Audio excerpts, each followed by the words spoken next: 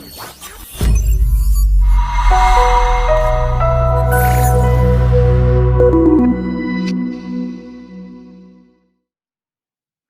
everyone.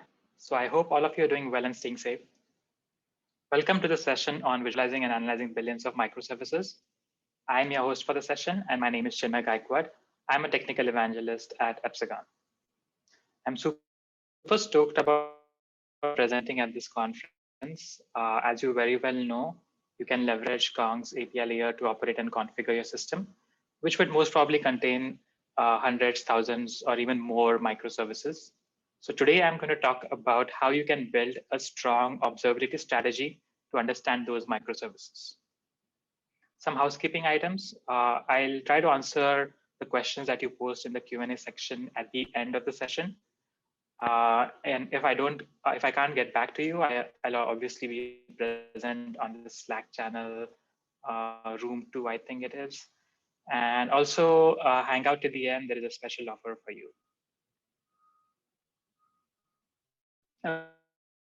Okay, so a bit about myself. I have had an interesting journey from being a developer at startups. My hobbies include traveling, soccer, exploring restaurants, as well as playing video games. These days, it's just restricted to playing video games. I'm really looking forward to resuming traveling as soon as the COVID situation is over. So let's get started with the session. In this session, we will look at how microservices have become the new normal. And we also know that with newness comes new challenges. So we will focus specifically on the challenges in achieving full observability in a highly distributed microservices architecture. We will deep dive in distributed tracing. And lastly, we'll also discuss how a good observability solution should look like for your complex architectures. So let's start with a bit of context on microservices. So arguably, March 2006 was a huge catalyst in the adoption of microservices. Why is that? Most might know that AWS was officially launched then. Although it was extremely costly to use at that time, but it was still a game changer as we know today. Suddenly, we did not have to manage bare metal servers as applications can be deployed in the cloud. That was step one. With this, infrastructure management came into picture and became yet another area for software developers to focus on. That is why the era of DevOps was born. From there, we saw the rise in software as a service. Payment gateways, authentication, and even databases became commoditized services. This allowed engineers to break down silos within their applications and start taking advantage of technologies such as containers and serverless. Function as a service was then introduced, and suddenly we stopped worrying about some of that underlying infrastructure. This allowed us to break things down into even smaller components. So hand in hand with this evolution, there was also a massive shift in the architecture. We went from monoliths to microservices. Today, majority of enterprises are adopting microservices as their default architecture. I think that number is around 85 to 90%, so that's a huge number. You might have observed that these highly distributed applications are more typical than ever today. And now they are being built in the cloud rather than being built in data centers or leasing hardware for building them. So these modern applications are highly distributed, and the application code is broken down into smaller, lightweight services, which can almost be thought of as mini apps. Each one of them runs independent of each other. So there is no one monolithic bundle of code. Obviously, microservices architecture has great benefits, but for monoliths, the architecture diagram was pretty simple. Whereas for microservices, we see that the architecture diagrams have started to become really complex because of the interconnected services, databases, message queues, external APIs, etc. So let's see, why should we first of all move to microservices? According to a 2020 report, scalability, speed of development, and decreased system administration time were the top 3 reasons. I'm pretty sure most of you fall in at least one of these buckets mentioned on the slide. Scaling microservices is extremely easy and can be done within a few seconds. It also definitely increases your speed of development and allows you to utilize your resources in a more efficient manner. So as we saw, modern applications now have thousands of services. So visibility into them has become increasingly complex. Using traditional monitoring solutions, it can be nearly impossible to know what is going on under the hood. So let's see how we can troubleshoot distributed applications. We should start with the understanding what observability and monitoring exactly are. Monitoring tells you if a system is working, and observability lets you ask, why is it not working? Observability involves instrumenting systems and applications to collect relevant data. Thus, observability and monitoring are complementary to each other. In my opinion, observability isn't just a tool, it's a must-have mindset for every organization. It is important for all, right from developers to the C-suite. Most of you might be familiar with the three pillars of observability. They are metrics, logs, and traces. We'll discuss tracing later in our session. Metrics are a great way for operations to figure out if something has gone wrong, and logs can tell us why it went wrong. Examples of metrics include CPU utilization. You even have business level metrics such as bounce rate, revenue numbers, etc. But when it comes to running tens or even thousands of microservices, these alone are not enough. Let's see why they aren't enough. For this session, we will consider an example of a virtual shop. As you can see, the HTTP server authenticates requests Auth0 and pushes them to the Kafka stream and updates the DynamoDB table. Let's say there is a situation where users complain about orders that were sent but not being handled. Where would you start? Maybe using APM tools. Traditional APM tools come at the expense of higher resource utilization and have the ability to only collect host metrics or are purely metrics driven. So that doesn't really help pinpoint the problem.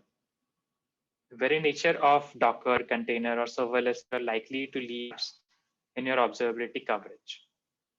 Metrics, as we have discussed, really only let us know that something has broken, but not where or why. Context is absolutely critical in today's environment.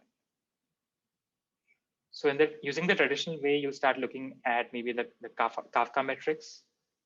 Then you would want to look at the DynamoDB metrics. You can see a few spikes here, so you know there is something going wrong, but we need to debug more. So to really troubleshoot, we need more data, and that's where logs come into picture. But are logs sufficient? And what gaps in the coverage do we see logs leaving? We all know what logs look like. Personally, I have a love-hate relationship with logs. I love the fact that they are available whenever I want them, but I hate digging through them. Often I found myself scrolling over dozens, hundreds, or even thousands of log lines, hoping to spot an outlier. Similarly, I've sat and watched through Livetail, the dreaded tailf command of logs flowing through. What if I knew the exact path a request is taking through individual services and components? Logs thus are good to debug monoliths, but they don't work as a starting point in highly distributed systems. While log aggregators help bridge the gap of centralization, on their own, logs still lack the context to an event or a metric that you're looking at. Logs are also heavy and also poorly structured. That is why it is even challenging to determine what's going wrong. So going back to our virtual shop example, if you're very lucky, you will be able to spot the problem, but it will definitely take a long time. So let's recap of what are the things that I'm missing. It essentially boils down to correlation. Correlation between metrics and logs and between different services.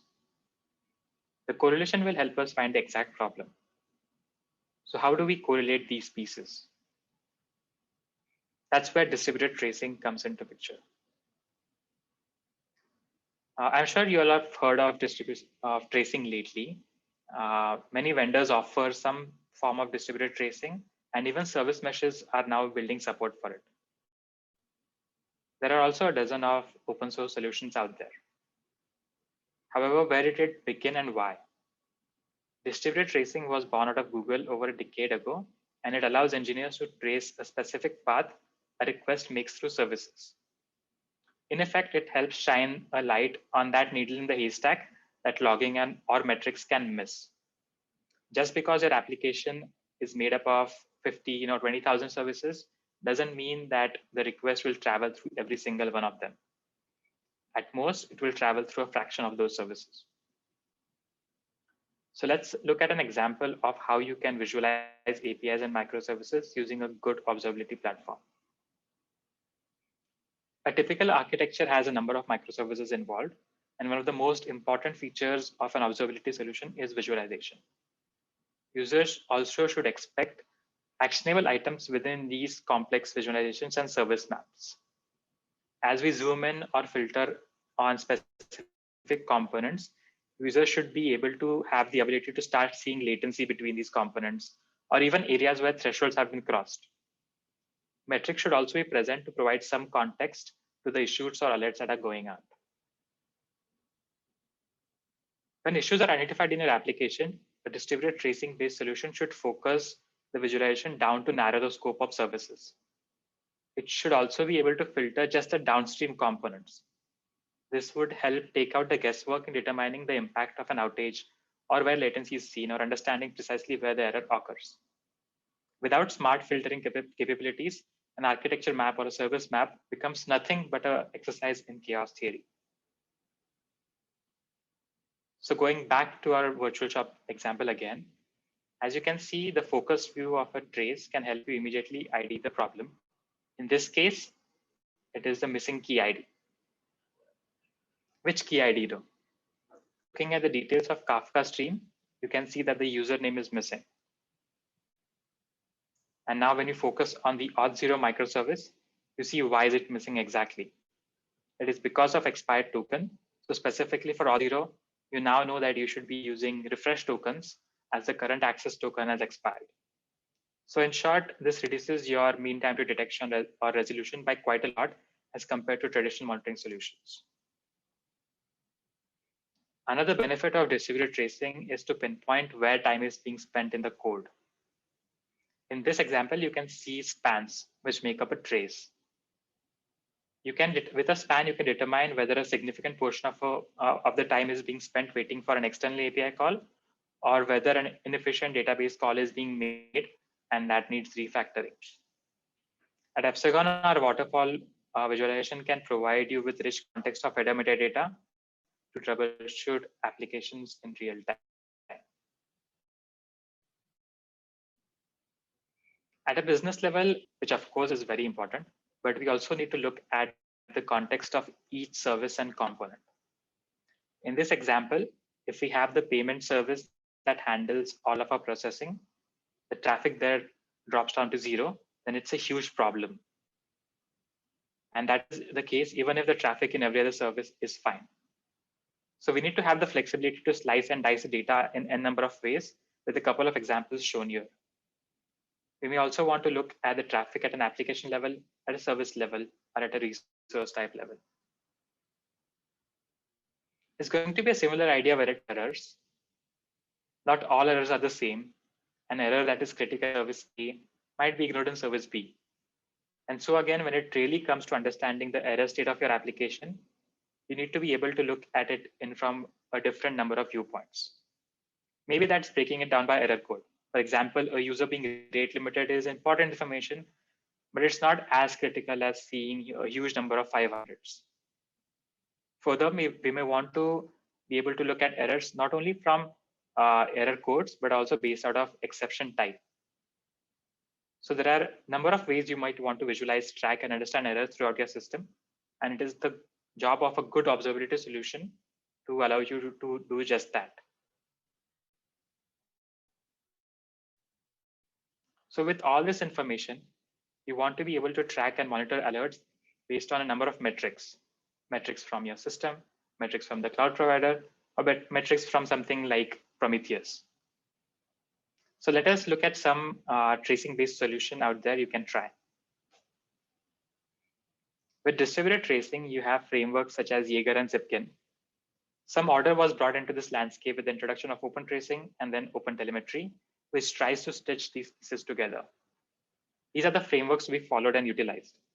Although they are immensely helpful in pinpointing issues, they come with a significant development effort. This slows down the key developer velocity we all hope for. Further, these oftentimes lack the visualizations necessary to trace the exact path the request takes, limiting you to a simple waterfall model for troubleshooting. They might also lack key correlation between metrics and logs and don't necessarily provide you with the ability to search for specific data within API calls. So let's see how you can instrument using OpenTelemetry. In distributed tracing, you would want to instrument every external API call within your code to create the building block of traces called spans. A span represents work done by a single service with time intervals and associated metadata.